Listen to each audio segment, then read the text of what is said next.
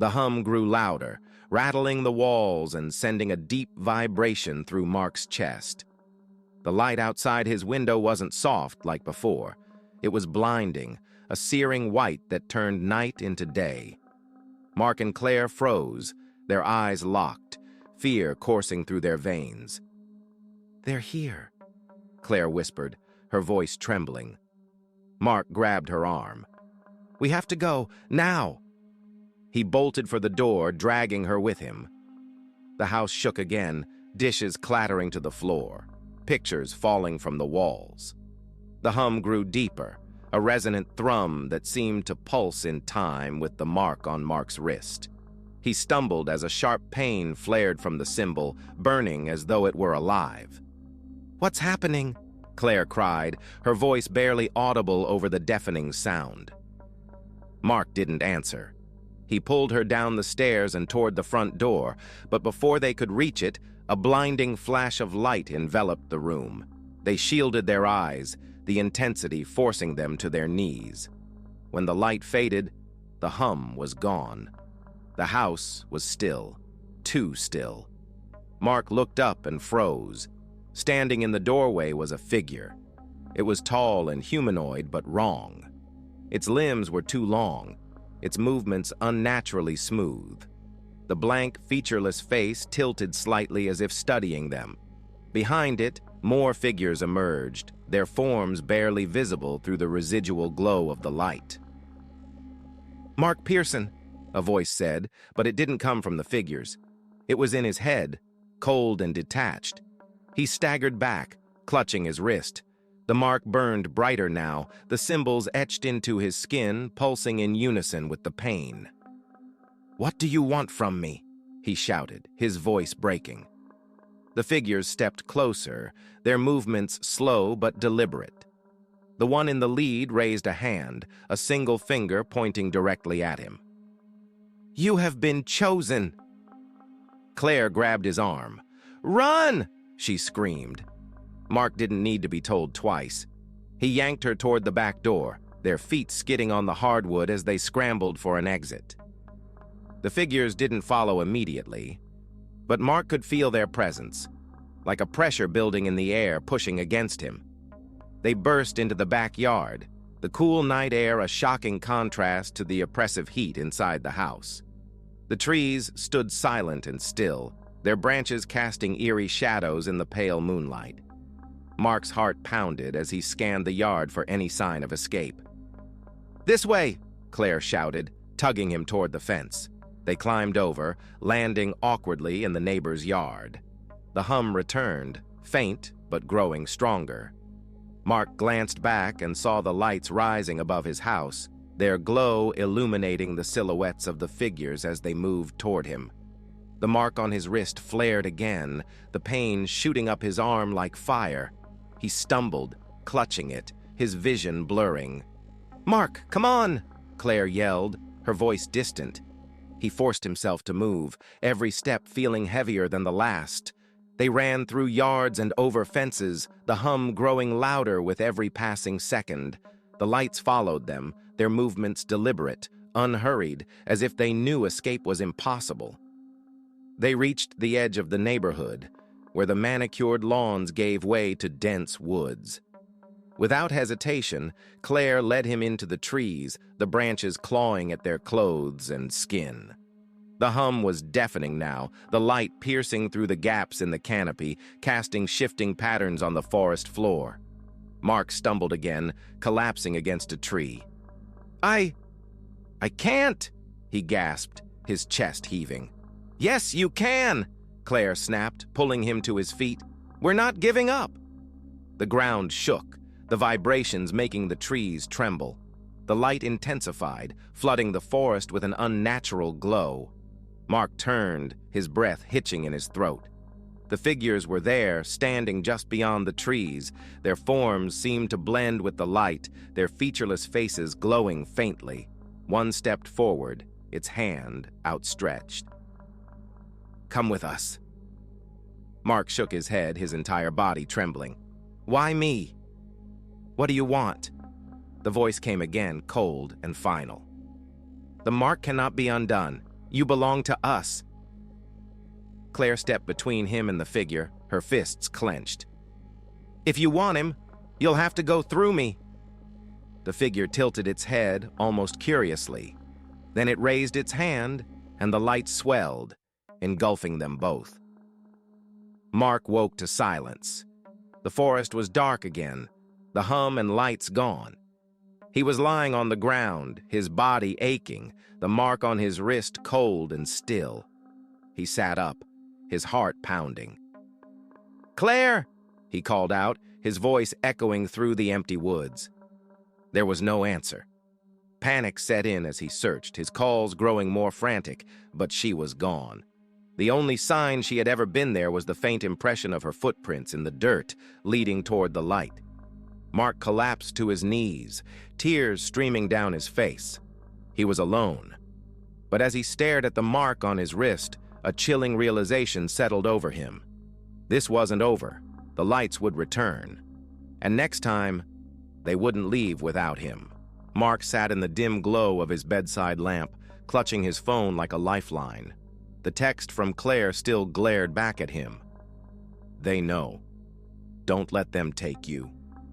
His breath came in shallow bursts as he glanced at his wrist. The mark was pulsing now, the glow faint but rhythmic, almost as if it were alive. Every beat sent a dull ache through his arm, a reminder that he was tethered to something far beyond his understanding. For a moment, he thought of waking his parents, of telling them everything. But what would he say? That glowing lights in the sky had marked him for something? That a group of strangers believed they were fighting off an alien force? He could barely make sense of it himself. Instead, he grabbed a backpack, stuffing it with essentials, water, a flashlight, the small survival knife he'd kept since camping trips in high school. If they were coming for him, he wouldn't go down without a fight. His phone buzzed again, jolting him. Another message from Claire. "Meet us at the church ruins. Now hurry." Mark didn't hesitate.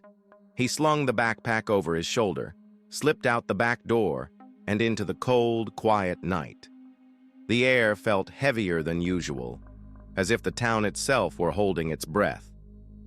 The old church sat on the outskirts of Ridgewood, hidden deep within an overgrown cemetery. Mark parked his car a mile away and hiked the rest of the way on foot, the flashlight beam cutting through the dense foliage. Every snap of a twig, every rustle of leaves made his heart race. When he reached the ruins, the others were already there. Claire stood in the center of what used to be the nave, her lantern casting long shadows against the crumbling stone walls. Jason, Linda, Sophie, and Eric huddled nearby, their faces pale in the flickering light. "You made it," Claire said, her voice strained. Mark nodded. "What now?" Claire gestured to the ground. A large stone slab lay partially buried in the dirt, its surface etched with the same strange symbols as their marks. "This is it," she said. "The artifact is beneath this." Jason stepped forward, wielding a crowbar. "Let's get it out, then." Mark joined him, and together they pried at the edges of the slab. It was heavier than it looked, and every movement sent a dull tremor through the ground. The symbols on the stone seemed to glow brighter as they worked, their light pulsing in sync with the marks on their wrists. Finally, with a grinding scrape, the slab shifted. Beneath it was a jagged black stone, no larger than a football, but its surface seemed to ripple and shimmer like liquid. The symbols on it pulsed in a dizzying pattern too fast to follow. "Is this it?" Sophie whispered. Claire nodded. "It has to be." Mark reached for the stone, but Claire grabbed his arm. "Wait," she said. "We don't know what touching it will do." As if in response, a low hum filled the air. The group froze, their eyes darting toward the surrounding trees. "They're here," Linda said, her voice barely audible. The hum grew louder, vibrating through the ruins. The trees swayed unnaturally, though there was no wind. Lights appeared in the sky, descending rapidly. Mark turned to Claire. What do we do? She hesitated, then looked at the artifact. We use it. How? Jason asked. I don't know, she admitted. But we can't let them take it. Or us. The first figure stepped into the clearing, its tall, thin form illuminated by the pale glow of the lights. More followed, their faceless heads tilting in unison. Mark Pearson, the voice came again, echoing in his mind. You cannot run! Mark's wrist burned, the pain searing now. The artifact pulsed brighter, as if reacting to the figures. Without thinking, he grabbed it. A surge of energy shot through him, knocking him to his knees. His vision blurred, his mind filled with images, planets, endless voids, and the towering figure with burning eyes. The artifact felt alive in his hands, its symbols shifting and rearranging. What are you doing? Claire shouted. I don't know, Mark cried, his voice strained. The figures advanced, their movements slow but deliberate. The hum grew deafening, the light from the artifact blinding. Then, the voice spoke again.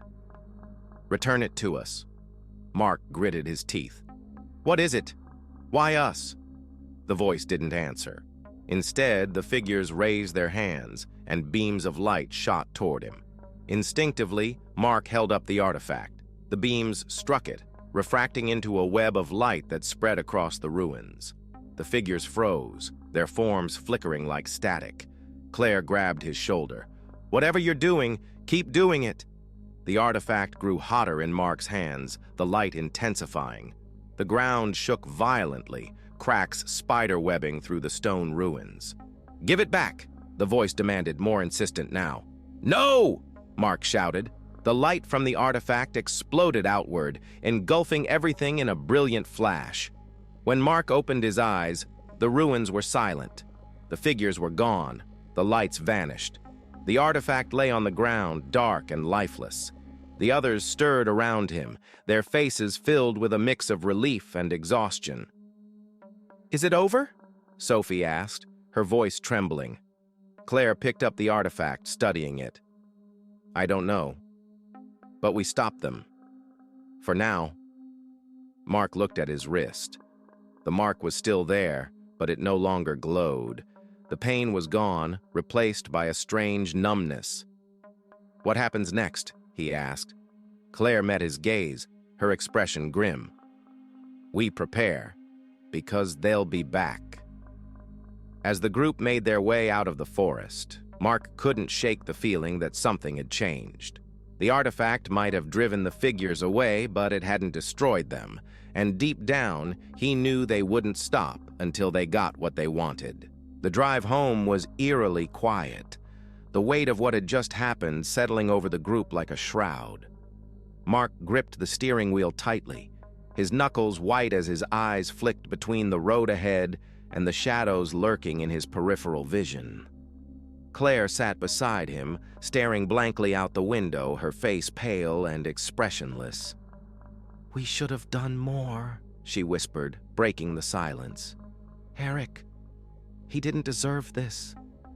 Mark didn't answer. He couldn't.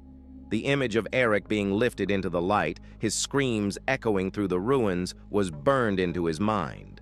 No words could erase that. The others followed behind in their cars, a somber procession through the dark streets of Ridgewood. The glowing shard of the artifact hidden beneath the ruins remained unspoken, its faint pulse a secret they all felt but didn't dare to mention. Aftermath. The next morning, the news was ablaze with reports of mysterious lights seen across the town and surrounding areas. Officials blamed the phenomena on a rare atmospheric disturbance, but the group knew better.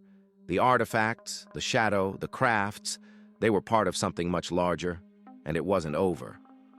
Mark spent the day avoiding his parents, locking himself in his room and replaying the events in his mind. His wrist throbbed faintly where the mark had been, the scar a chilling reminder of his connection to whatever was out there. His phone buzzed. It was a message from Claire. We need to talk. Meet tonight. Same place. The ruins revisited. The ruins felt different when Mark arrived that night. The air was colder, heavier, as though the forest itself had taken on the weight of what had occurred. The group gathered around a makeshift fire, their faces lit by the flickering flames.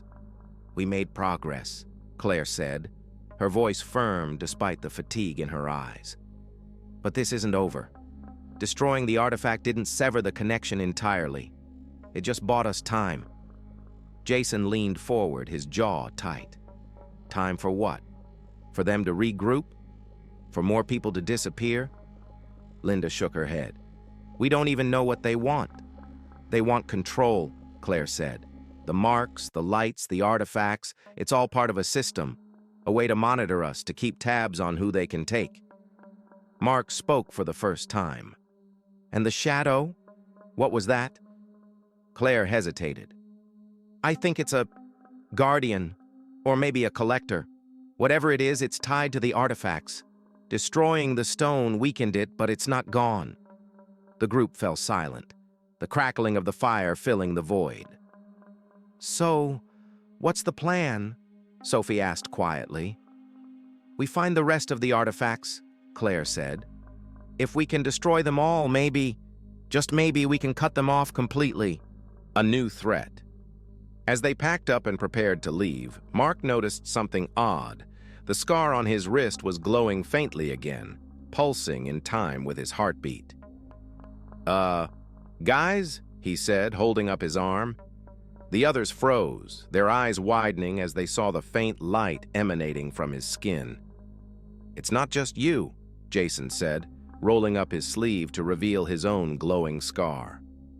One by one, the group checked their wrists, each finding the same faint glow. Claire cursed under her breath. "They're still tracking us." Suddenly, a low hum filled the air. The group spun around, their flashlights sweeping the darkness. The sound grew louder, vibrating through the ground. "They're back," Linda whispered, her voice shaking. Mark's heart pounded as he scanned the ruins.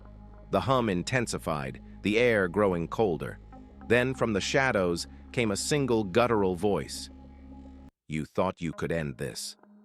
The fire extinguished itself, plunging them into darkness. Mark's flashlight flickered and died, followed by the others. The hum rose to a deafening crescendo, and the ground beneath them began to tremble. Out of the darkness, a single glowing shard of the artifact floated into view, its light growing brighter and more erratic. The shadows twisted around it, forming into the familiar towering figure. The shadow's burning eyes locked onto Mark. "You belong to us." To be continued. The hum became unbearable, and the group's screams were swallowed by the night. Somewhere deep within Ridgewood, the forest whispered its secrets, and the stars above seemed to blink in ominous rhythm. The fight wasn't over.